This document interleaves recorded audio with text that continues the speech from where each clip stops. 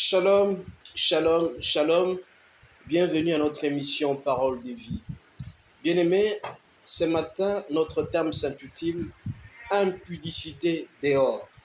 Impudicité dehors. Comme vous le savez très bien, mes bien-aimés, nous sommes à la fin de l'année. Et à la fin de l'année, nous assistons à ce qu'on appelle l'accélération de l'impudicité. Nous assistons à l'expansion de l'impudicité. Nous assistons à l'extension de l'impudicité à travers le monde. Et ça se passe à travers le monde, bien-aimé. Raison pour laquelle nous allons expliquer aussi les conséquences de l'impudicité. Dans l'impudicité, bien-aimé, nous trouvons l'adultère, nous trouvons la fornication. Et ces faits-là se trouvent à la fois et pour les hommes et pour les femmes.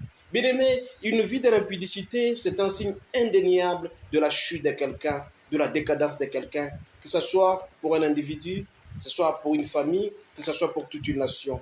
Bien-aimé, l'impudicité a plein régime et corroborer de certaines conséquences pour certaines familles parce que vous êtes branchés à l'immoralité. Cette immoralité, bien-aimé, viendra vous détruire complètement parce que vous êtes débranchés de la parole de Dieu. La fois dernière, nous avons dit que lorsque le Seigneur vous quitte, vous avez des conséquences assez néfastes.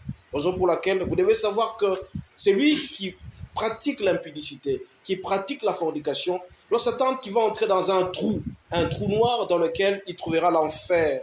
Bien-aimés, nous devons savoir que l'impudicité a englouti certaines personnes, ça a englouti certaines familles, ça a englouti certaines nations.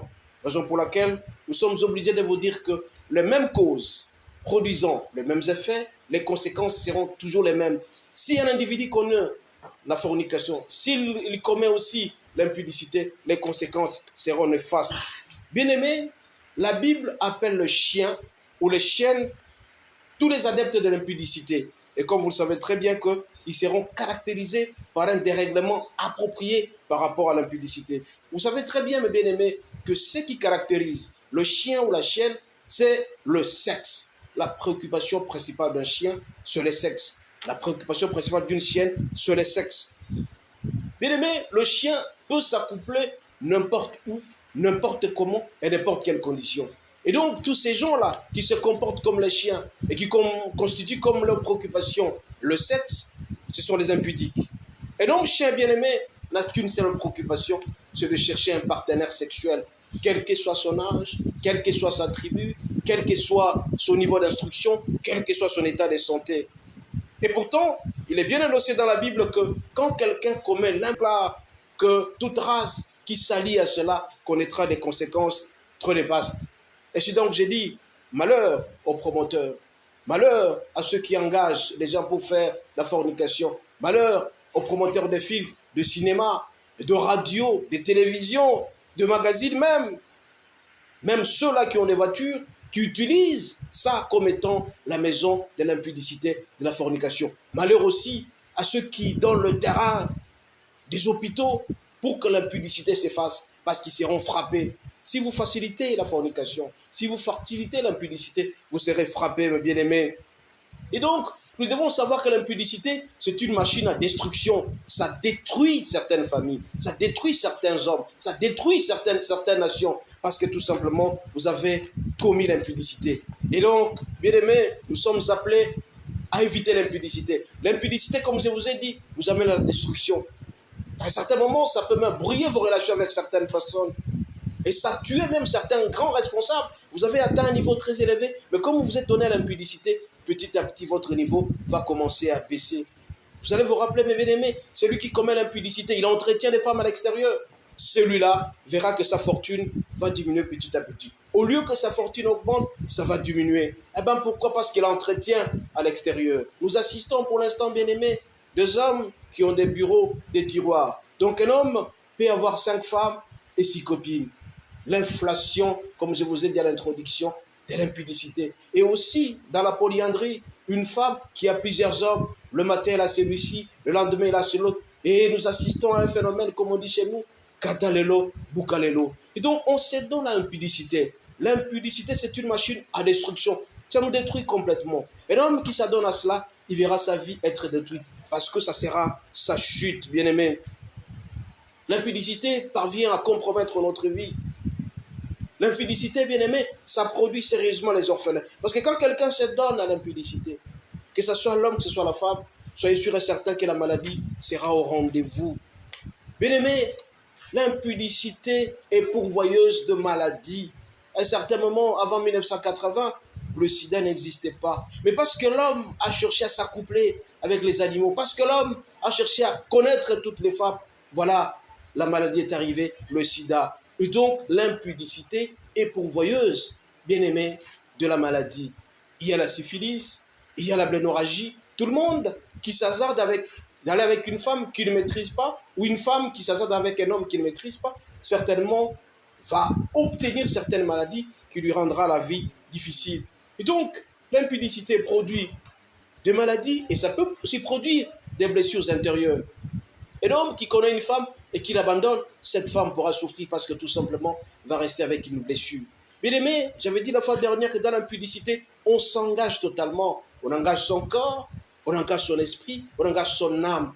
Et donc, quelqu'un qui est blessé parce qu'il a commis l'impudicité avec telle ou telle personne, cette blessure intérieure est difficile à quitter. Et aussi, il y a des conséquences. Rappelez-vous, mes bien-aimés, un homme comme Élie, il a été privé du sacerdoce pendant longtemps parce que tout simplement, ses enfants ont couché à l'entrée de la tente. Et il a été frappé sérieusement jusqu'aujourd'hui, de génération en génération, parce qu'il a commis l'impudicité. Ses enfants bien-aimés, les enfants d'Élie, couchaient avec les femmes à l'entrée de l'église. C'est comme vous aussi. Vous laissez votre voiture être utilisée pour le sexe. Vous laissez votre maison, vous laissez en tant qu'étudiant votre lit. Attention, vous serez frappé par la malédiction. Faisons donc attention, mes bien-aimés.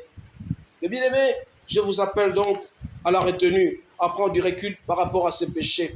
C'est pourquoi la Bible exige qu'un homme qui a séduit une femme et qui ne l'épouse pas, celui-là sera frappé sérieusement, comme il est dit dans Exode 22, verset 16.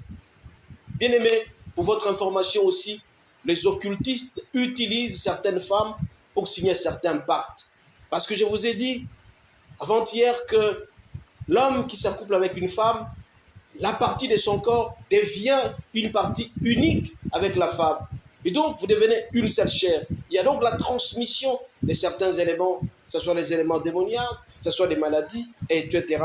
Et alors, les occultistes profitent de ces occasions-là pour signer un pacte avec une femme qu'ils ne maîtrisent pas, et donc pour voler votre étoile. Si vous étiez un homme brillant, petit à petit, votre étoile va commencer à pâlir. Si vous étiez une femme intelligente, petit à petit, votre étoile va commencer à pâlir. Pas tout simplement, il y a un occultiste qui est allé avec vous. Bien-aimés, nous sommes appelés donc à nous maîtriser. Le péché de l'impudicité, c'est un péché qui est commis dans notre corps. Les autres péchés sont à l'extérieur. Mais celui-là, on pêche contre son corps, on pêche contre Dieu, on pêche contre beaucoup de choses parce que tout simplement, on est en union avec une personne étrangère. Raison pour laquelle ce matin bien-aimé, le Seigneur nous appelle à la retenue, que nous puissions prendre du recul par rapport à ça. C'est ces péchés seuls qui appellent beaucoup de gens à la ruine, à la décadence. Nous sommes appelés à prendre du recul par rapport à ces péchés-là. Bien-aimés, pour ceux qui l'ignorent, beaucoup de rois dans ces pays cherchent à épouser plusieurs femmes pour voler leurs étoiles. Vous aussi, jeunes filles, faites attention, ne vous laissez pas emporter par n'importe quoi. Parce qu'il y a des gens qui ont l'argent, qui mettent de l'argent juste pour voler, chipper les étoiles des autres. Et quand vous serez en vie, vous serez incapable de vivre normalement. Bien-aimés, à ceux qui ont normalisé l'adultère, le Seigneur dit qu'ils seront frappés sérieusement. Donc prenons du recul par rapport à cela. Mais nous pouvons réussir notre pari en faisant confiance au Seigneur, comme il est dit dans Romains 12, verset 12. Soyons persévérants, demeurons dans la prière. Même dans les afflictions, le Seigneur nous aidera d'aller de l'avant. Une affliction, c'est une douleur, une souffrance. Nous aussi, bien-aimés, ce matin donc, le Seigneur nous demande de prendre du recul par rapport à ces péchés très dangereux. C'est ces péchés qui nous détruisent complètement. C'est ces péchés qui ne nous rapprochent pas de notre Dieu. Il veut que nous puissions rompre sérieusement avec les péchés. Mais seuls, comme je l'ai toujours dit, nous sommes pratiquement incapables. C'est avec la présence du Seigneur dans notre corps. Quand nous allons nous approcher de lui, ces éléments-là vont quitter. Parce que je dis, une fois vous attachez à une prostituée, le Seigneur peut vous quitter à tout moment et vous serez dans le désarroi. Mais quand le Seigneur vous quitte, lorsque le Seigneur vous quitte, bien-aimés, vous serez malade, et vous allez traverser des situations difficiles. Raison pour laquelle ce matin encore une fois, je dis dehors l'impudicité, ailleurs, que l'impudicité quitte notre corps, quitte nos pensées. Mais très souvent, bien aimés, nous sommes en train de nous salir. On se salit en pensée, par action et par certains faits.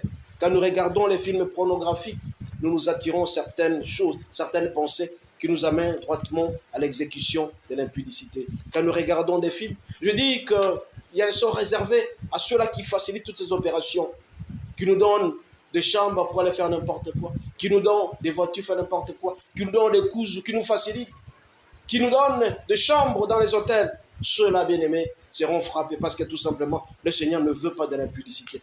Si tu veux arrêter ta vie, engage-toi sérieusement à l'impudicité et tu verras que ça va tourner au vinaigre. Bien-aimés, le Seigneur nous demande à ce que nous puissions prendre du recul par rapport à cette situation-là. Nous devons nous adonner au Seigneur pour que nous puissions marcher normalement. Sollicitons le Saint-Esprit, l'union avec Dieu. Nous serons à l'unité avec Dieu et quand nous serons en union avec lui, bien-aimés, nous allons marcher normalement. Surtout pendant cette période de fête où tout le monde cherche à être satisfait sexuellement, tout le monde cherche à boire sérieusement, tout le monde cherche à prendre des médicaments pour être performant. Mais le Seigneur nous dit en ce matin que nous devons éviter cela pour faire en sorte que la décadence, la chute, la destruction de notre corps ne soit pas au rendez-vous. Mais tout simplement, nous devons nous adonner à Christ. C'est lui qui reçoit Christ comme étant Seigneur et Sauveur. Il verra que tous ces éléments sont des nuls et du effet. Et au contraire, c'est l'amour du Christ, l'envie du Christ, la passion du Christ qui nous aidera davantage. Je suis donc bien aimé. À cette fin d'année, je vous demanderai tout simplement de regarder vers la droite, vers le Seigneur.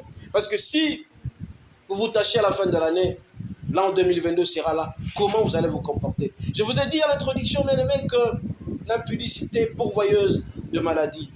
L'impudicité produit les orphelins. L'impudicité produit la décadence. Prenons du recul par achat. Tu veux garder ton argent? Sois fidèle à ta femme. Tu veux être heureux? Reste fidèle à ta femme. Si tu n'es pas encore marié, tu dois rester comme ça. Tu dois attendre à ce que tu sois marié officiellement pour éviter que ton corps soit sali. Notre corps est le temple du Christ. Je ne ferai pas de mon corps une partie d'une prostituée, comme il est déclaré dans 1 Corinthiens 6, de 12 jusqu'à 20. Bien-aimés, approchons-nous de l'Éternel, il s'approchera de nous. Je cite encore une fois, la parole de Dieu déclare, le corps est pour Christ et Christ est pour le corps. Notre corps est le temple du Christ. Nous ne pouvons pas faire de notre corps une partie d'une prostituée, mais tout simplement, l'Esprit Saint doit demeurer à nous. Et quand le Saint-Esprit va demeurer à nous, bien aimés, nous allons vivre de prouesses. Nous serons heureux, nous serons dans la joie parce que le Seigneur est avec nous. Nous allons prier. Dieu d'Abraham, d'Isaac et de Jacob, Dieu de toutes les générations. Papa, ce matin, tu nous apprends que nous devons mettre l'impudicité dehors. Elle doit être en dehors de notre corps. Mais c'est vrai que c'est compliqué. C'est vrai que de temps en temps, nous sommes tentés, nous sommes assaillis, nous sommes dérangés par l'impudicité. Nous sollicitons ta grâce, que le Saint-Esprit vienne à notre secours, qu'il habite à nous, qu'il nous transforme complètement et que nous puissions être toujours attachés à toi. C'est seul en union sainte avec toi, en union avec le Saint-Esprit, que nous allons triompher de ces péchés-là. Que tu viennes à notre secours. Fais de nous les hommes qui t'aiment parfaitement, qu'à la fin de cette année, que nous puissions prendre du recul par rapport au péché et que l'an 2022 d'Abraham, d'Isaac et de Jacob, Dieu de toutes les générations. Papa, ce matin, tu nous apprends que nous devons mettre l'impudicité dehors. Elle doit être en dehors de notre corps. Mais c'est vrai que c'est compliqué. C'est vrai que de temps en temps, nous sommes tentés, nous sommes assaillis, nous sommes dérangés par l'impudicité. Nous sollicitons ta grâce, que le Saint-Esprit vienne à notre secours, qu'il habite à nous, qu'il nous transforme complètement et que nous puissions être toujours attachés à toi. C'est seul en union sainte avec toi, en union avec le Saint-Esprit, que nous allons triompher de ces péchés-là. Que tu viennes à notre secours. Fais de nous les hommes qui t'aiment parfaitement, qu'à la fin de cette année, que nous puissions prendre du recul par rapport au péché et que l'an 2022, quand il va commencer, que nous puissions être clean et que tu habites à nous. Nous t'avons ainsi prié. Au nom de Jésus. Amen.